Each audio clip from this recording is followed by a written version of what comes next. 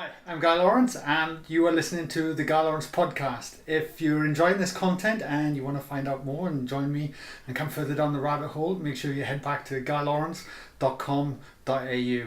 Awesome, guys. Enjoy the show.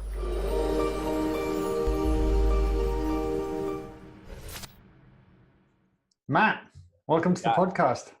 Oh, thanks for having me, mate. I really appreciate it. I've been really looking forward to this. I truly have. And it's been a long time coming to finally get you on the podcast to share Yeah. an epic journey, which I've been watching for a long time, mate. Yeah. A long time. Well, you as well, mate. Like, I just want to say right off the start, like, just really inspired by all the work you're doing, and just watching you just like shoot for the sky here over the last few months. It's phenomenal. Really, really inspired. So I'm just, really excited to be here, and just thank you so much for having me on. Appreciate it. Now, mate, I ask everyone on the show, if a complete stranger stops you, say, in a cocktail party, I don't know if you go to cocktail parties anymore, mate, but, and I'm ultra spiritual. I can't drink. I can't do any of these things that social um, vices or anything like that. No, totally. Bring it to me. What is it? so if they stopped you in a cocktail party and asked you what you did for a living, what would you say? Yeah, I've listened to your podcast, so I've kind of had in the back of my mind, what am I going to say to this question? It's such a big question, isn't it? We should all have this down pat, right? Totally.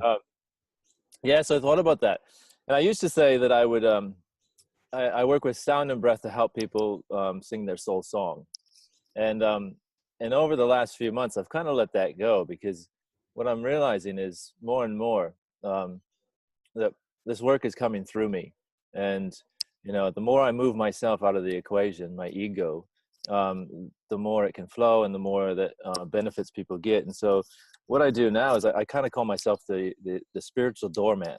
So I just kind of hold the door for you, and using the sound and the breath and all these different modalities that I've brought together to let you walk into that divine part of yourself, that spiritual essence, that place where miracles happen, the unbounded part of ourselves. So I'm a doorman. I'm a spiritual doorman.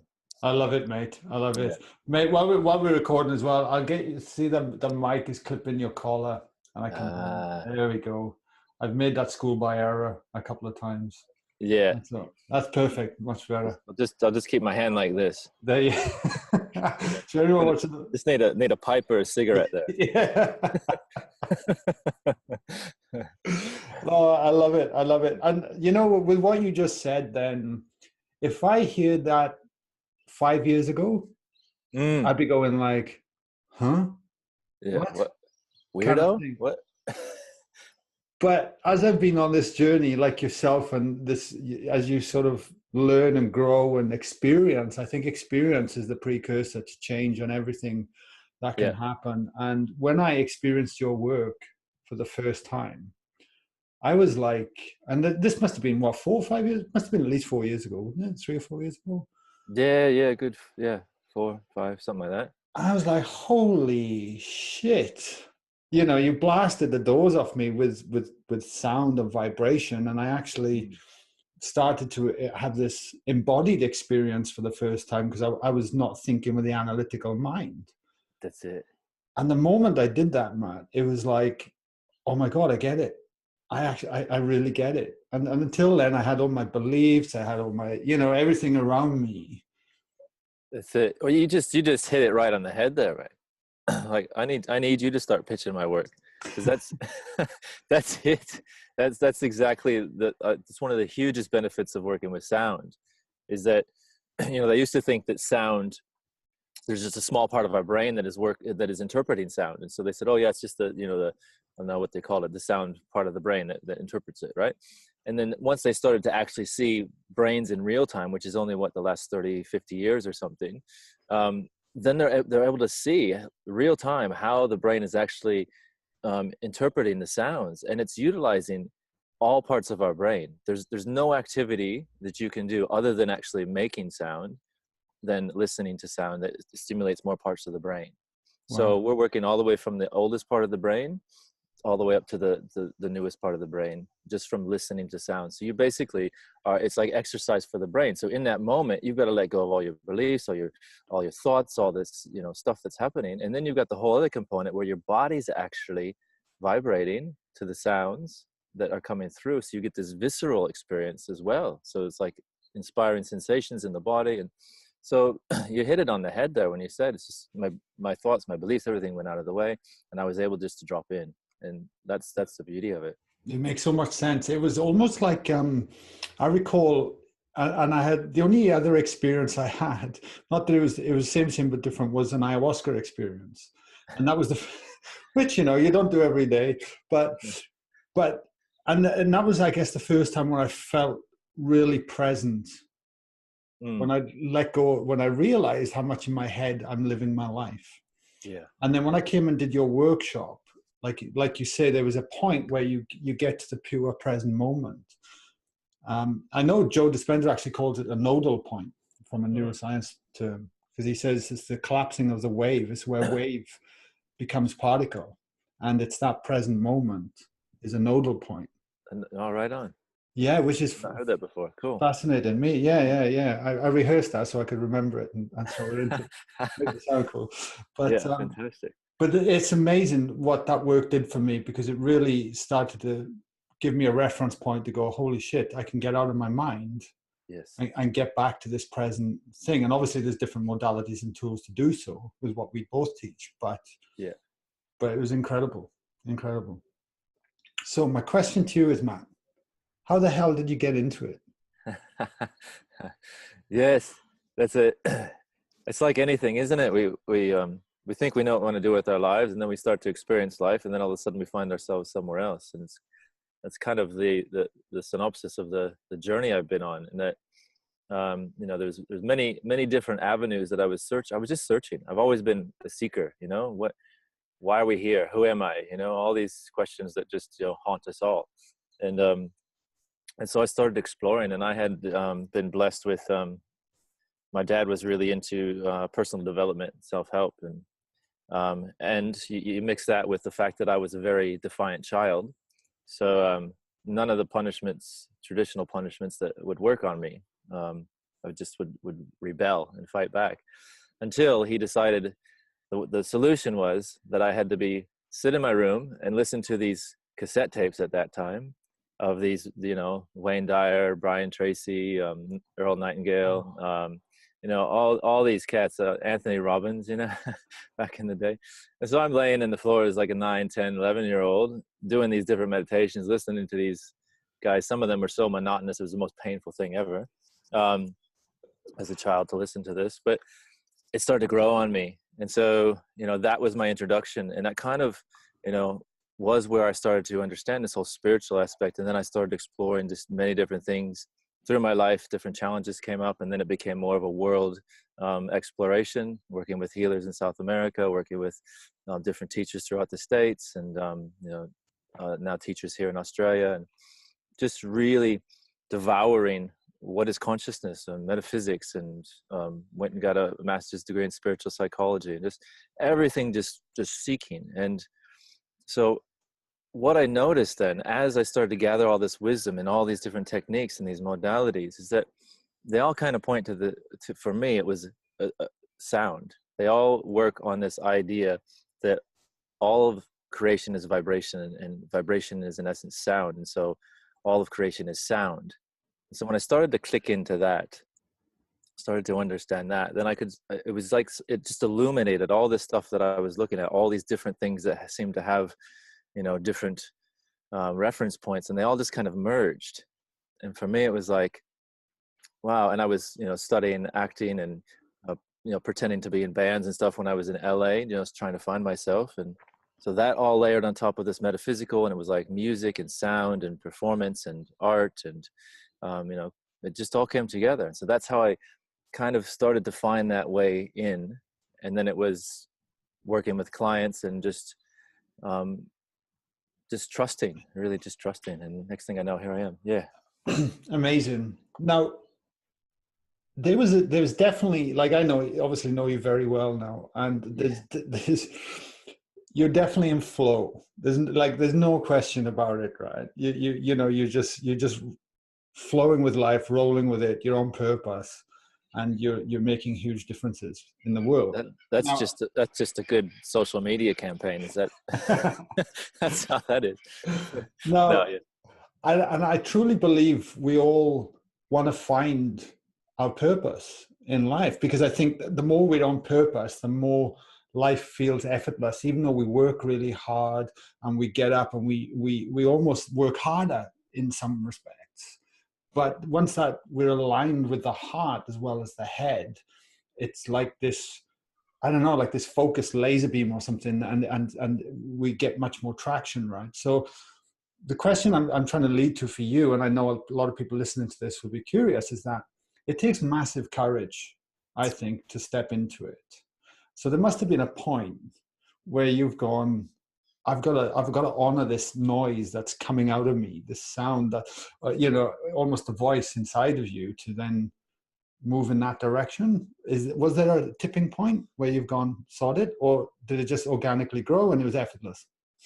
That's a that's a great question, Guy. And I love it too, because yeah, I've actually questioned myself on that, because working with people in the way that I do, and wanting to get them to a place where they just, you know, they really embrace the fullness of themselves, and they open up and they allow that soul song to sing through them, and they express themselves, and they're really living on purpose, as you say. And you can't make anybody do that, you know. And it's like, and many people are right there on the precipice of it, and then they retreat and they run away, and it's like, you were just there, you know. It's like, and with me, most, you know, I've got challenges as well, and I've, you know, retreated on things many times, but at the same time I seem to have this you say courage, but there's a fine line between courage and stupidity, I think.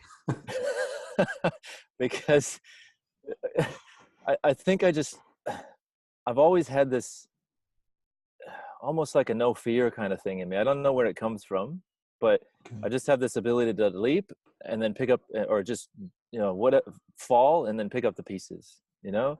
And I think that's probably the crux of it, is that you have to be comfortable failing, you know. You have to be comfortable, or even welcoming, inviting failure and struggle and challenges, because once you get that, these challenges and these struggles and the things that make us feel uncomfortable, and the unknown, you know, all the stuff that we tend to run away from, or just be like, oh, I'm not going to go there, that kind of stuff, is actually where all the lessons and growth are coming from, you know. And so, I mean, you've probably experienced this yourself. It's just, when you leap, the net appears, is how the phrase goes, isn't it? Yeah. And, yeah. So always, I guess I've just been rewarded over life. There's been some really challenging things that happen, and I feel like I can't go on. You know, I've suffered from this undiagnosed depression, and you know, had a lot of there's a lot of biochemical stuff that I've come to terms with over the last few years, of understanding that I probably, if I was a child today, I'd be diagnosed with ADD or ADHD, or even maybe borderline bipolar. I don't know. But with all this, it's been quite a journey, and I just keep leaping. And then it's like, in those challenges, in those struggles, in those places of just where I feel like I just need to end it. It's over. I can't do anymore. It's like I hang on. There's just something in me that just, or somebody comes in, or something just says, just breathe, you know, just take one more step.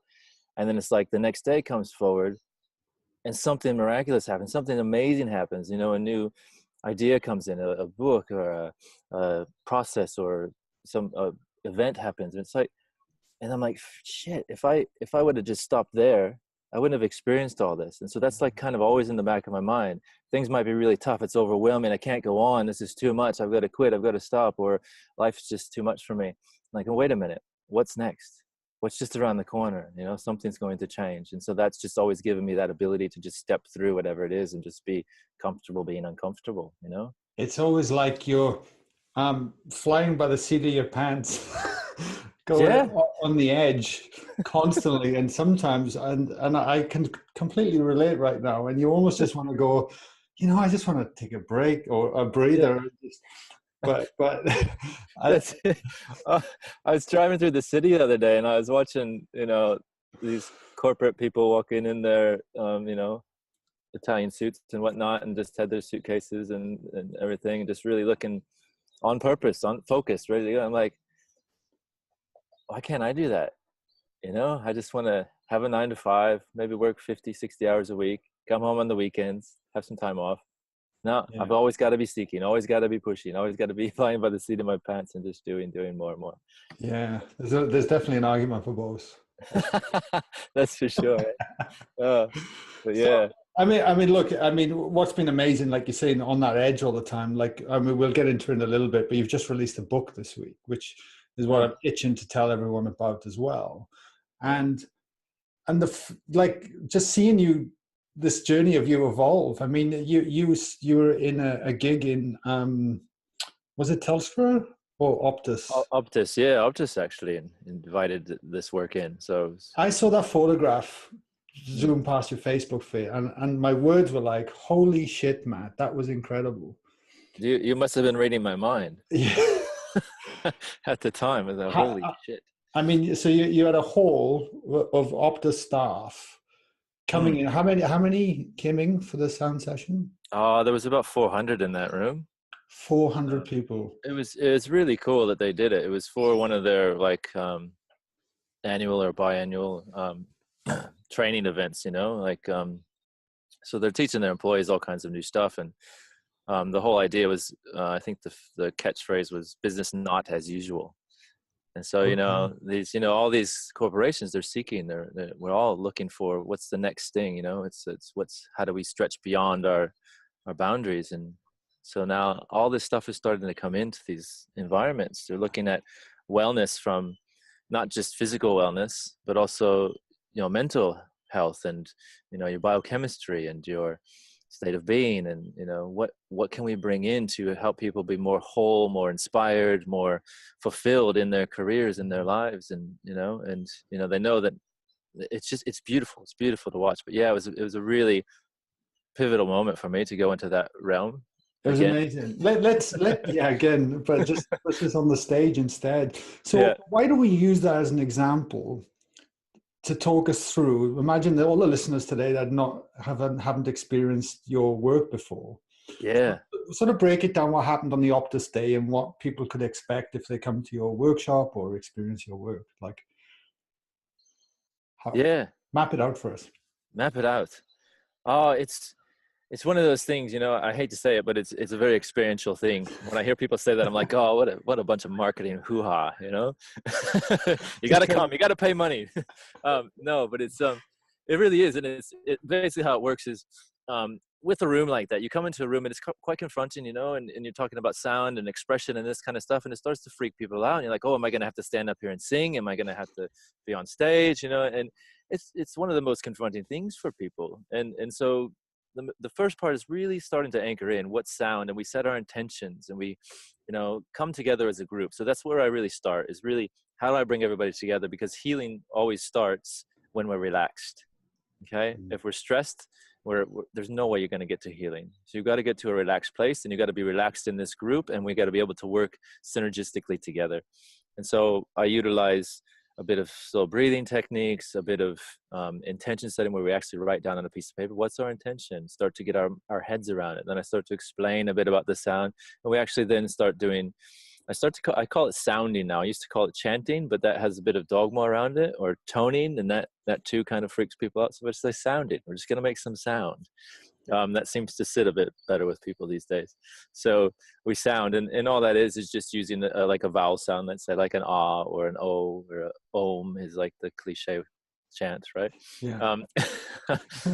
And doing so, what we're doing in essence is relaxing the body. When we tone like that, when we elongate a sound like it's creating vibrations in the body. It's releasing different hormones like the oxytocin, the serotonin, all these feel-good chemicals are being released in the brain.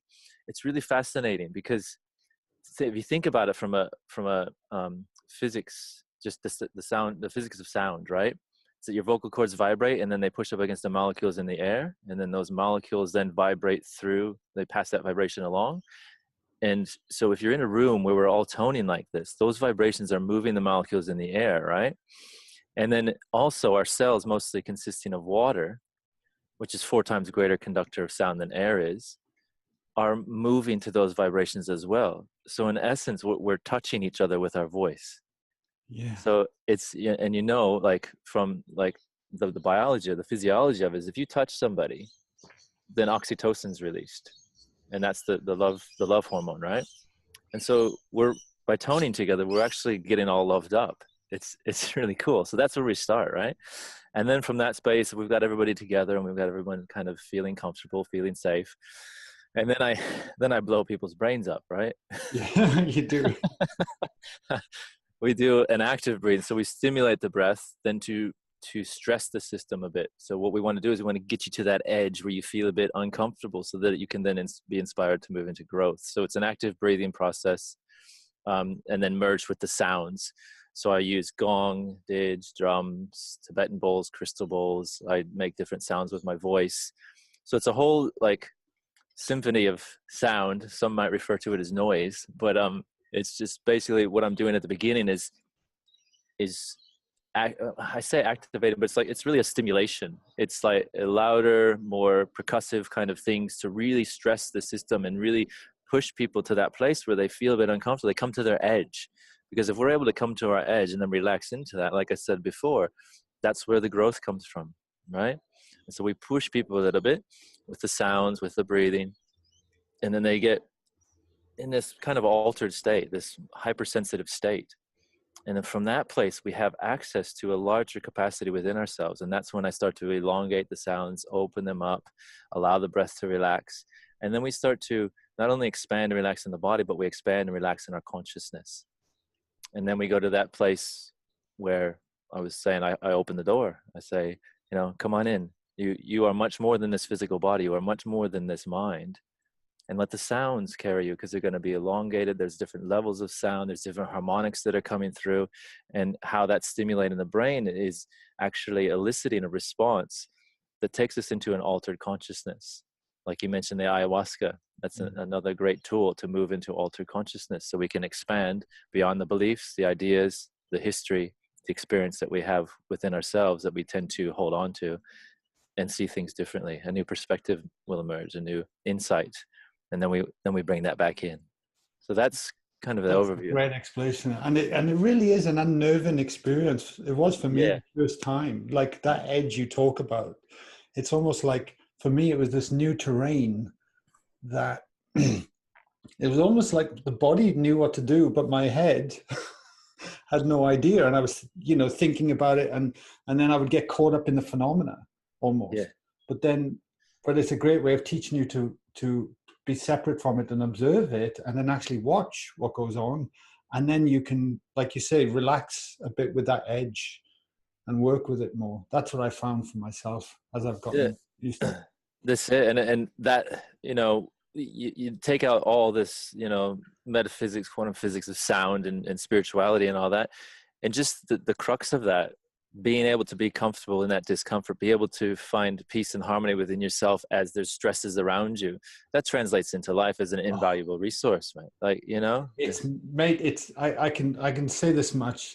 Stepping down from 180 last year was a huge decision for me. It's my life, my identity.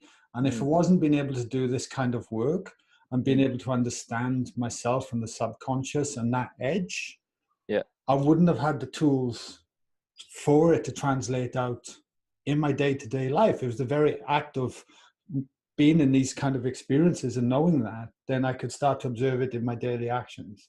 And it was massive.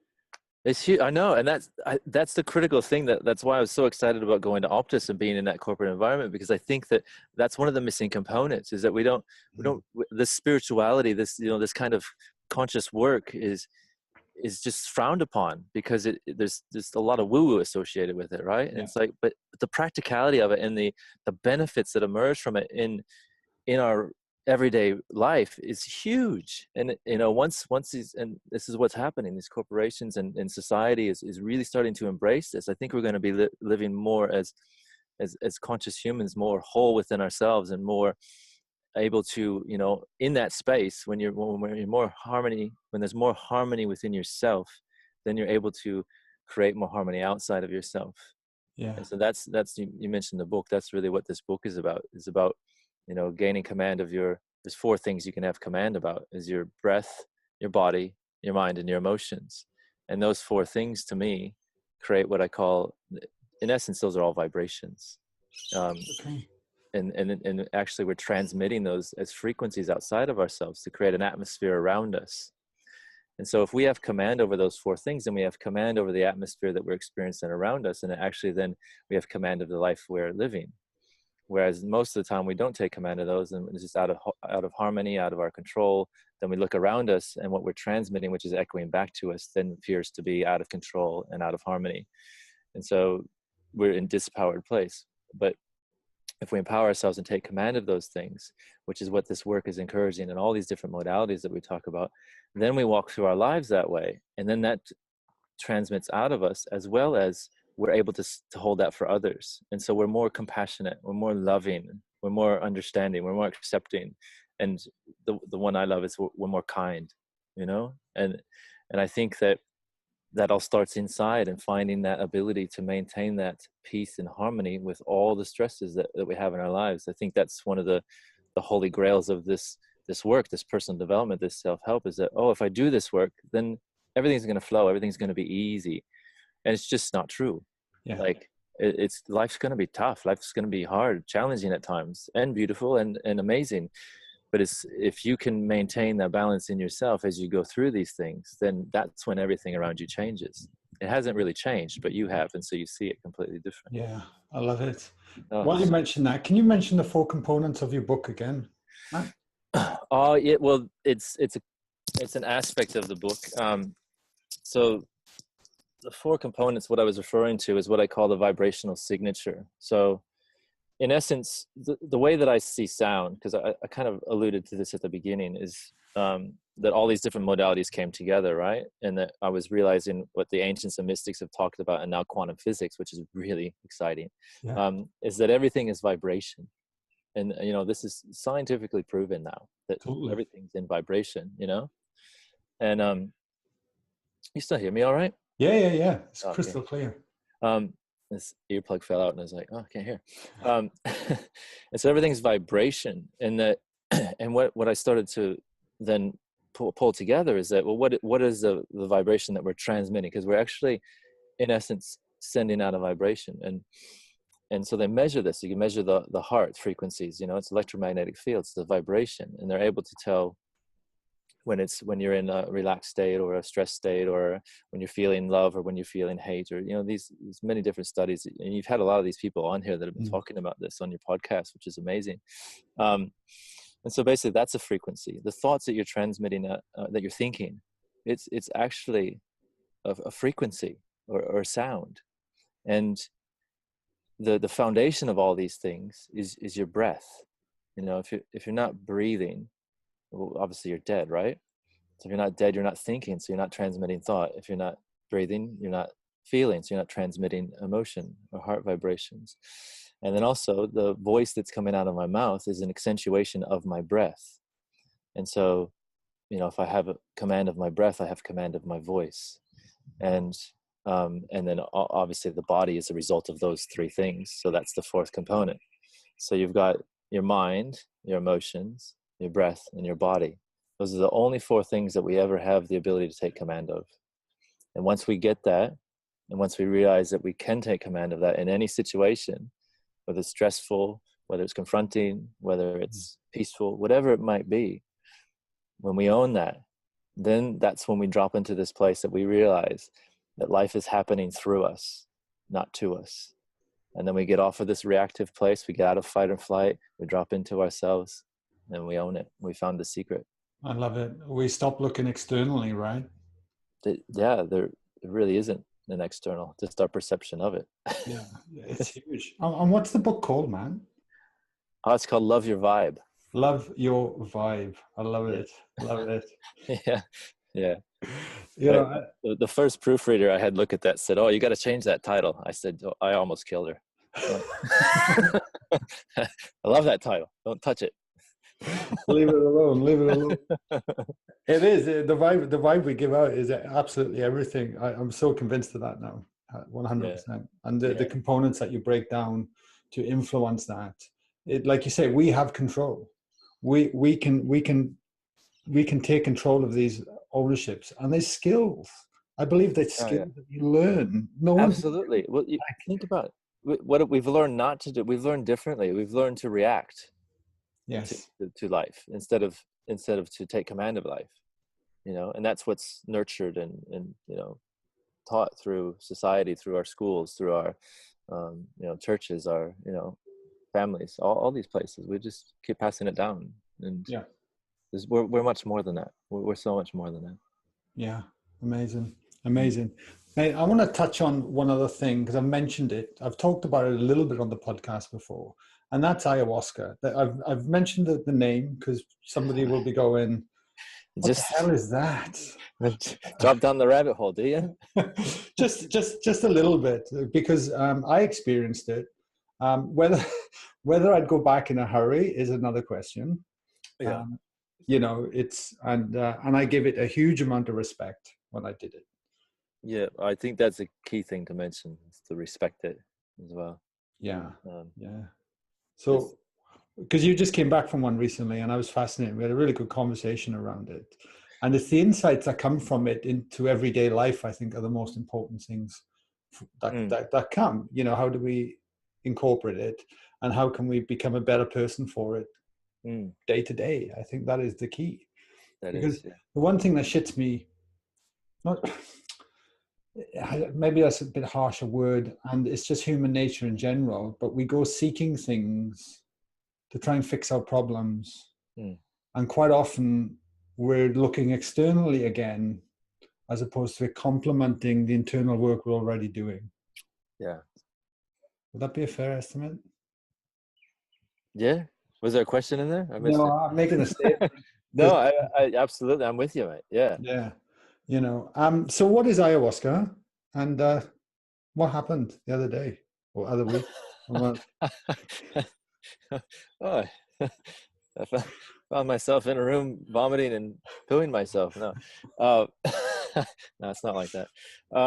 It can be. No, Look, I don't want to sensationalize this, or like really, inspire people to go seeking these things if they don't feel called or anything. It's and the reason I said we got to respect it is what we're talking about, and it's a catchphrase that's out there quite a lot these days, because a lot of people are starting to discover this these medicines. There's many different ones. The big one that's got a lot of attention lately is ayahuasca, and this is a psychedelic plant medicine that they utilize in the Amazon and in different cultures in South America to help them with their spiritual exploration, their journey, their healing, this type of stuff. And so it's a very sacred ceremony that they go through to work with these medicines. And we have quite a different skew on things with them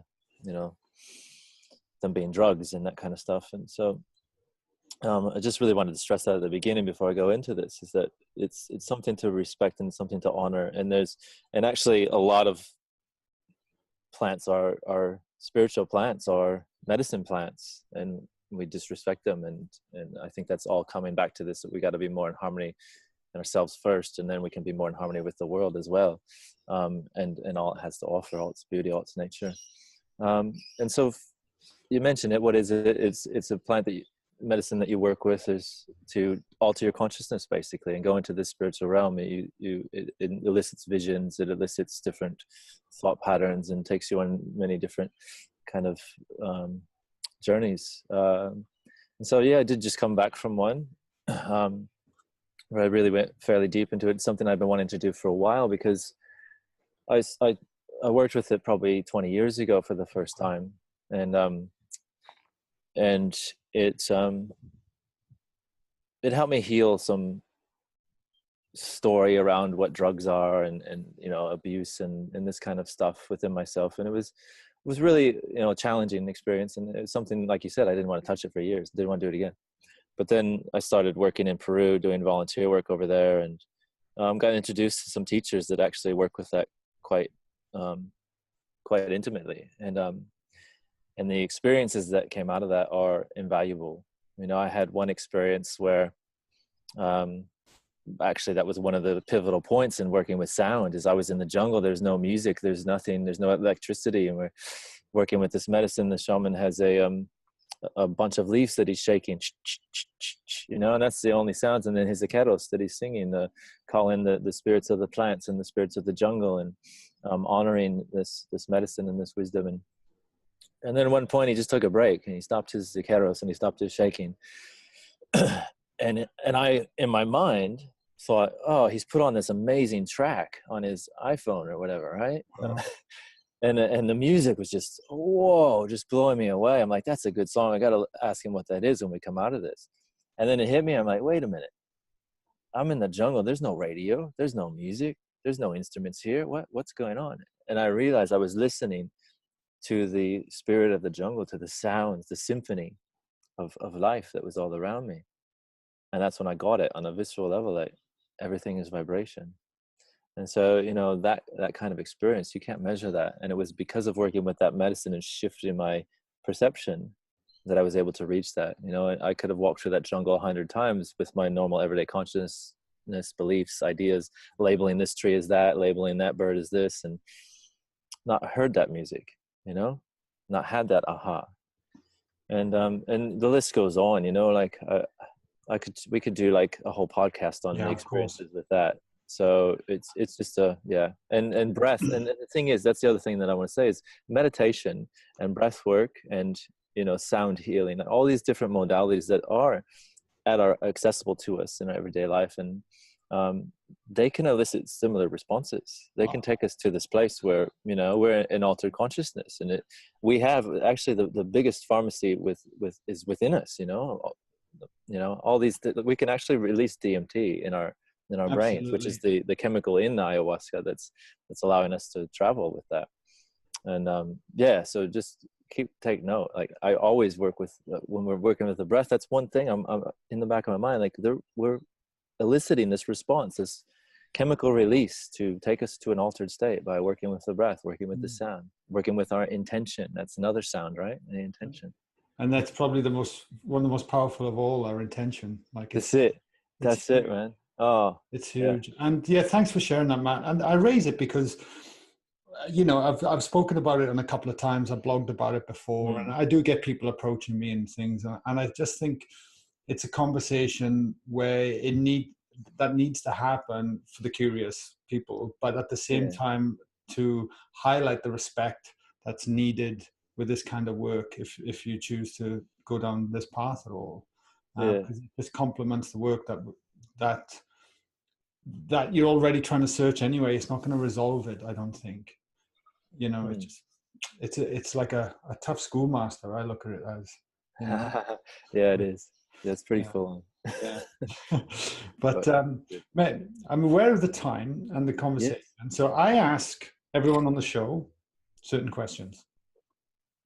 And the first one is, what is a low point in your life that has later on become a blessing? There's a few. Like I said, I like to fall and then have to dust myself off and pick up the pieces. That's how I tend to learn. The biggest one that always comes to mind, and I'd tell you what, it's been the catalyst for one of the major catalysts for me to do this work is my mom's death. And she died when I was 22, and it's kind of questionable things as to what had happened in that situation, whether it was suicide or an accident or what have you. But I was shattered. I was at uni and being a carefree, defiant child. And when I heard that, it was like that she had died. I can still remember that feeling, and that the clenching of the hands, and the rage and the anger and the hurt and the sense of what's the freaking point, And when I was was a good year of just going off the rails. And before I actually pulled my head in and said, okay, we're going to get through this, you know? And then that really became a catalyst of how am I going to get through it? And then I'm off, you know? What can I give back? What can I learn? And it's, you know, going to work with these medicines, work with these healers, work with, you know, psychologists, and getting, you know, studying psychology and breath work and all these different things, and meditation. And actually, you know, like I said, my dad introduced me to all this stuff at the beginning, but my path then went, well, I'm not going to be like my dad. So let's go this way, which, God, that was a mistake. No. But this was one of the things that then brought me back to that. And then I had that to fall back on, was all these things that I was introduced to as a child, and these teachers, and start to listen to them more in depth, and to remember where I was then, after I decided I'm going to be a defiant teenager and play around with all the fun things that we do. And then that just got me back on the path. And then, yeah, I actually had a vision of my mom a few days after she died, and where she took me to spirit. And it took me 15 years to understand this. But the crux of it is that she took me to this, it was a dream. It was like I was sleeping. And so, you know, you could say it was a dream. And and I saw her, and she was there in spirit in a different form. And then she opened the roof of the bedroom, and there was all these different lights and these colors and these shapes and these sounds that were beyond our ability to perceive. It's like more color than we can perceive, more sound than we can hear, more dimensions than we see in our 3D reality. And I was just in awe. I didn't know what it was. And then the dream went on. There's more to it, but basically I came out of that dream, and it was like I flew through the house. And my bedroom in this house is on the second floor. And as I flew into the second floor, my body sat up in the bed, and I was like wide awake, and I remembered it and all this, and I just jotted it all down. And what I realized 15 years later, when I was doing this work, is that she was actually showing me the sounds and how everything was vibration. And this wasn't a window into something, it was a mirror back into myself. Wow. I was like, oh gosh. So I feel like she's been by my side through all this, and like my bridge to that realm. Not to get too woo woo, but yeah, I get it. Amazing. Yeah. Amazing. So there you go. So there's so much benefit came out of that, and it was the most horrible thing ever. Yeah, thank you for sharing. What does your morning routine look like? Sleep. No, I'll be honest. I'm not a very good morning person. And the thing is, there's a lot of work that I do is in the evening, like just getting on here at 9 this morning. I had a workshop till 9:30 last night, and by the time I pack up and get in the car and get home, it's 11, and you know 11:30, 12 before I get to bed. So it's like, yeah, morning routine's not really there. But if you're referring to what spiritual practice is, or how does it nothing? No, it's just whatever. What do I do? I sleep. Well, yeah, you sleep. That's a perfect answer. That's a perfect answer. You've done very well this morning. I sleep, and I get up and I make my smoothie, my protein smoothie, have my mushroom cacao hot drink instead of coffee. And at least that's today. I'll get on the kick for having coffee in a little bit, but I haven't flowed with that one. Beautiful. Mate, next question. If you could have dinner with anyone tonight, from anywhere in the world at any time frame, who would spring to mind? Who would you have it with? You see, I've given this one some thought because I've been listening to your podcast. I was like, wow, that's such a good question. And there's so many people, isn't there?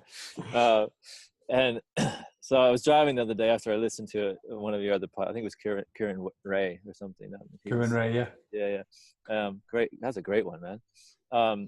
But yeah, so the first thing is I was like, oh, Nikola Tesla or Einstein or something, you know, like one of these greats that just started they both understood vibration and frequency, and have created some inventions and whatnot. But then it hit me. I was like, nah, this is it. This resonates more. It would be with my mom. Yeah, I would love to have just one more dinner, you know. It's just, yeah, that's the one thing I regret. It's not saying some things that I wanted to say and having a bit more time with her in this form anyway. Yeah, beautiful. Last thing before we wrap it up, is there anything you'd like our listeners to ponder on that we've covered today? Well, you ask easy questions, don't you? But there's, I think at the crux of all of the work that I do, and the drive behind it all, the reason that this book has now been written, and something that a dear friend kind of stood for, was to be kind, and you know, like I said, kindness only comes from having that ability to be kind to yourself first. If you're able to be kind to yourself, then you're able to be kind to others. And if you're really anchored in that, then you can be kind to those people that you just feel are the most horrible people and don't deserve any kindness, because actually they deserve it the most. And they're our greatest teachers. And then we start to create a world that's more kind. So that would be my thing, is I would say, how can you bring more kindness to yourself? And yeah, go from there. That's a perfect note to end it on. Well, you're certainly traveling around, lighting up the place, mate, everywhere you go with your stuff. And I just, so the book is out. Love your vibe. I just want to give you the biggest shout out I possibly can for people to like get behind you and support you. Oh, thanks, man. Because I've experienced it directly. I know I will continue to experience it directly. We've even been talking about a retreat next year. Yeah, man. Let's do that. And I just love everything you do, Matt, and it just comes from the best place ever, which is the heart, of course. So where can people pre-order a copy of your book, or depending when they're listening to this, it could be out. Where can we send them to, mate? Yeah, there's a landing page. The best place to go would be my website. So go to thegonguru.com, thegonguru.com, and right on that front page, there's a link. There's the cover of the book. Just click on that link, and that will take you right to where you can pre-order it. Perfect. Yeah. Matt, thank you so much for coming on the show today. Pleasure's all mine. Thank you so much, Guy. And keep really rocking it, man. Really enjoying your podcast and all the work you're doing, man. Thanks, legend. All right, buddy. Take care. Bye-bye. Yeah.